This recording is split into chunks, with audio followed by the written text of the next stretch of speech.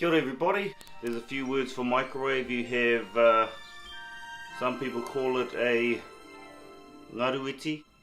Other people call it a ngaru ngaru. We like to call it a umutere. Ka, kati, huaki. You could say kuhuna te kai. Where's the kai? Whiua te kai.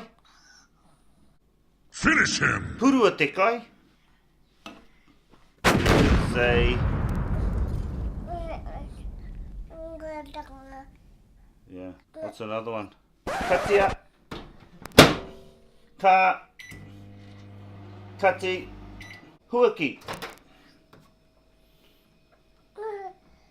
Anei te kai. Okay, so there you go. Umutere.